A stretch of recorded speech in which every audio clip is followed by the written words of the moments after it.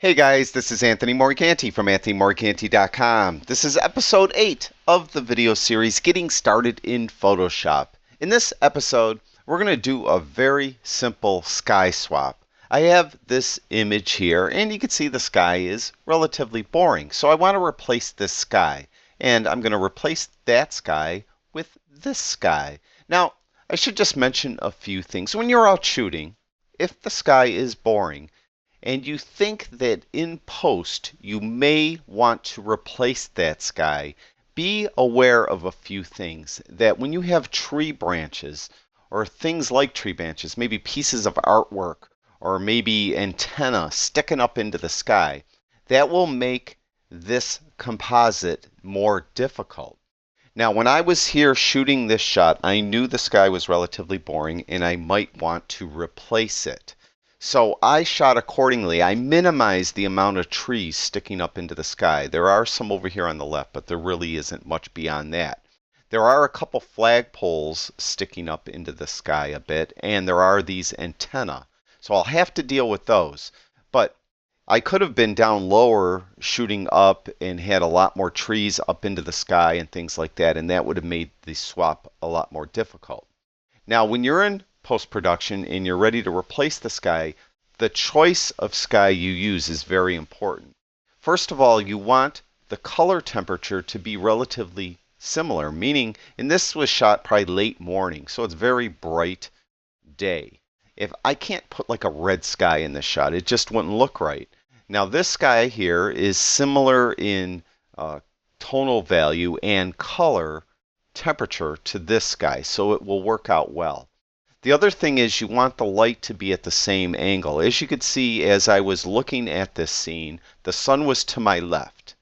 And if you look at this cloud that I chose to put in this scene, it's brighter over here on the left. So this would work well. The sun was over on the left of this shot too. So it will look natural. The final thing is focal length. This was shot with a crop sensor camera at 16 millimeters. So that's the angle of view of 24 millimeters. So that's still pretty wide angle. This scene of these clouds is a similar angle of view. You don't want to have like a 300 millimeter zoomed in cloud that you're going to try to put behind this scene. It just wouldn't look right. So make sure that your angle of view or your focal length is similar. All right, so we're ready for the swap. We got all those things taken care of. As you can see, both images are opened in Photoshop. Now I just need to move the clouds onto this image. So we're going to get the Move tool. The Move tool keyboard shortcut is the V key. V is in Victor. It's also the very first tool at the top of your tool palette. We're going to go on our sky, and we're simply going to click on the sky with the left mouse button, hold that left mouse button in, and just drag it up to the tab that contains our buildings, then come over that image and just drop it. And you can see now we have the sky on top of the buildings, and we can move it around. And we're going to move it around at the end to get it so it looks perfect. But right now we're just going to get it approximately where we want it. So it'll be right there.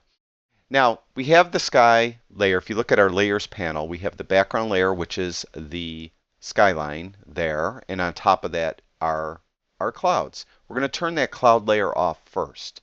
Now we need to get a selection of this sky. Now to do that, make sure, this is very important, and this is a mistake beginners often make sure that you're clicked on the layer you're making the selection of. If I stayed clicked on this sky layer and I get my quick selection tool, which is the tool we're going to be using, W is the keyboard shortcut, and it's the fourth tool down. And be aware that there are two tools in this cubby, Magic Wand and Quick Selection. We're using the Quick Selection. We can make the tool brush larger with the right bracket key and smaller with the left bracket key. But be aware, if we're on the wrong layer and we're trying to select this sky, what you'll find is it'll be impossible to get a good selection.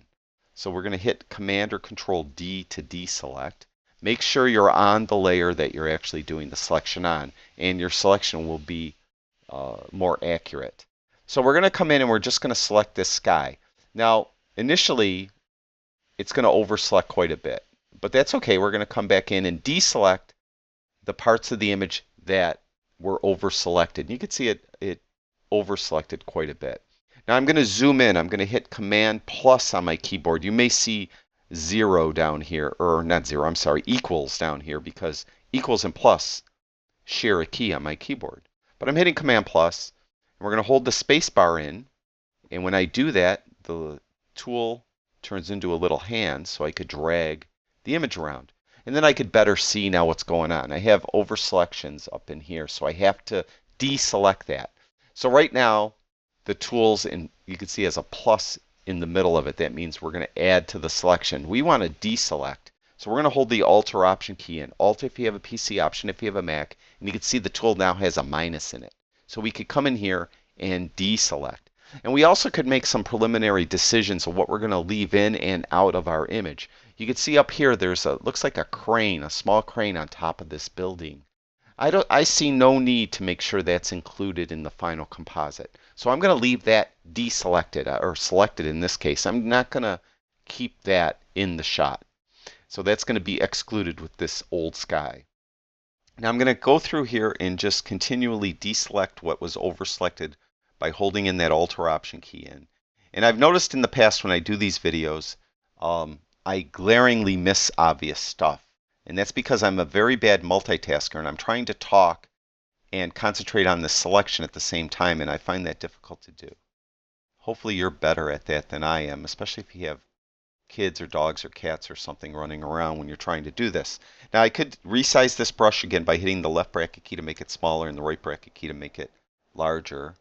And so I could get in here and just try to get a little better selection throughout. And then when I need to move the image, I hold that space bar in, and then I could drag the image around. Now I'm not going to be worried about these antennae right away. We're going to use Refine Edge tool to fix that, or to include those antennae, and you'll see we'll get to that in a bit. And those flag poles as well. I'm not going to try to select those flag poles or deselect those flag poles, as the case may be. So we're just going to come in here, try to get this selection a little more accurate. I know this is boring, so bear with me.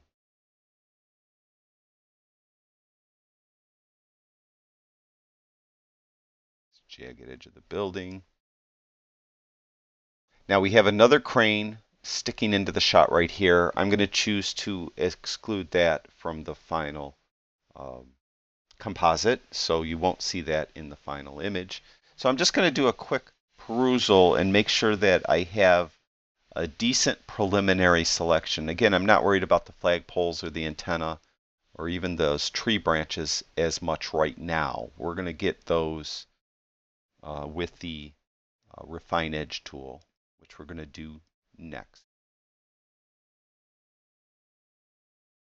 Okay, looks okay to me. Now I'm going to zoom out. I'm going to hit Command 0. Control 0, of course, if you have a PC. I'm going to hit Command minus, zoom out a little more. And there's our selection. Now with that quick selection tool still selected, you'll see up here that we have this button, Select and Mask. So we're going to click on that. And the first thing you're going to notice is the sky turn this reddish color. And the opacity of that is governed by this slider. And if I have it at 100%, you'll see I won't be able to see those antennae that were sticking up there, these flag poles. So I'd like to tone that down a little bit, and it makes it a little more easier for me to see those antennae, and I'll be able to better select those. Now there are different view modes.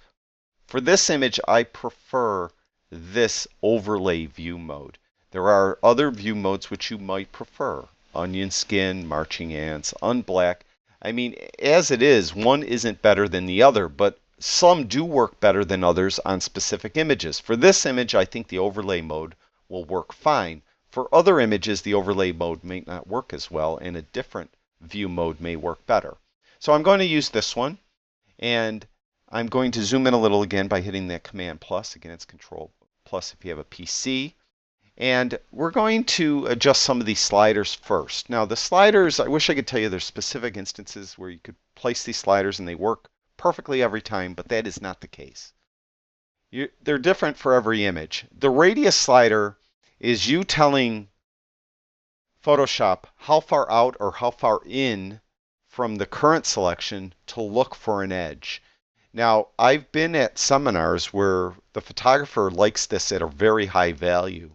Personally, I like it at a lower value. I encourage you to experiment with it. You may prefer on many images to have this quite high. Again, I think I get better, more accurate selections with it lower. It's really up to you. Smart radius sometimes helps too, and I'll often come in here during my refine edge part of my composite and play with these as I go. So I may turn radius up or down and click smart radius checkbox on and off to see if it makes a difference. In this case, I don't think it's going to make too much difference. Now, smooth feather and contrast. Smooth often helps if you have round things in the image that you're trying to select, and your selection tends to be herky-jerky, so the smooth often will help with that. In this case, we have these geometric shapes of the building, so smooth isn't as important for this shot. I will turn it up just very, very slightly. Feather often helps when you have edges that aren't very refined, like tree branches that maybe were blowing in the wind a little bit and stuff like that, flags, in the air. In this case, we have these solid, geometrically shaped buildings with hard edges, so I don't think feathering would help. It would probably hurt on this instance, so I'm not going to mess with feathering at all. Contrast often helps, especially with sky swaps. When you have antennae like these sticking up into the sky, if you turn the contrast key up or slider up, it's actually telling Photoshop to be a little more critical of contrast areas or areas where there are contrasts, like the bright blue sky and a black antenna, something like that. So you could turn that up a little bit. And again, you could come back in here at any time and readjust these and see if it helps. Shift edge. Typically on this image we don't have to, but you could actually shift your selection either in or out. I used to do a lot of work for catalogs, and let's say I was taking a photo of a soccer ball, and I had to make a selection of just the soccer ball, because in a catalog it's just going to be placed in the catalog against a white background, the white background of the page. And I'd have to select that soccer ball. And often I would just shift the edge in a little bit, and that made sure that I got all soccer ball and there wasn't any of my background leaking in, so then when it's on that white catalog page it wouldn't look right. So I am sacrificing some of the pixels of the actual soccer ball, but it looks fine and it looks better when you shift that edge in. And there are actually some instances where you may need to shift the edge out. But right now, for this image, we don't have to do any of that. So again, we could come back in here and readjust these sliders as we go. Now over here on the left, we have a number of brushes. We have our quick selection brush, or tool that we just used. But the main one we're going to use is this refine edge brush. This is the one that we're going to do to get these antennae in here. So right now, I have that selected, and you can see I have a brush. And again, I could change the size of this brush with the bracket keys. But I'm just going to come in here and brush on these antennae. And you can see that Photoshop, after I let go of the left mouse button, it'll think and it will help get those in better. And you can see we have a poor selection around the edge of this building here. So we're going to improve that. I have a part here that I should have deselected earlier. That's why in that process, when you're doing your initial selection and deselection, it's beneficial to take your time and not talk while you're doing it, and make sure that you get a good selection, because it saves you a lot of refine edge at this part of the image, or at this stage of this process, I should say. So we're just going to come in here and going to refine the edge where I think it needs to be refined. Be right in here a little bit. And again, I'm going to leave this little crane out of the final selection. Now I have these flagpoles here. I have an antenna way off in the distance. I'm not sure it's going to see that. We could come in and adjust contrast. That might help bring in these items that are sticking up in the sky here. Antenna here. Now I'm going to hold that space bar in again, and I'll be able to drag the image around when I hold the space bar in. We have these trees here. Remember I mentioned Try to minimize that when you're shooting if you know that you're going to be replacing the sky, because they'll just make your composite more difficult. But like I said, there weren't too many here and they seemed to be a problem. I go down the edge of this building here. It looks kind of sloppy. And then we're going to come across these trees here. Again, I'm just holding the left mouse button in and painting along that edge. And when I let go of the left mouse button, Photoshop kind of thinks, and that's what that little kind of circular cursor is. And just going to give it another quick perusal. For the sake of this video, I'm not going to be like super critical and exact, because I'm sure watching paint dry is more interesting than this. Okay, so that looks pretty good. I'm going to hit Command 0, Command minus to zoom out a bit. So that looks pretty good. Now we have some choices. We could output this to specific things down here. You could see output to selection. You also could layer mask, new layer with layer mask, a new document with a layer mask. Now, for this, when you're doing a sky swap, you want to do it as a selection. So we're just going to output it to a selection. Sometimes, if you click decontaminate colors, it helps your selection along a little bit. When you do that, you can't output to a selection anymore, though. You have to output it to a new layer with layer mask. So I'm not going to click decontaminate colors. And that's my selection. I'm going to stay with that. I'm going to click OK.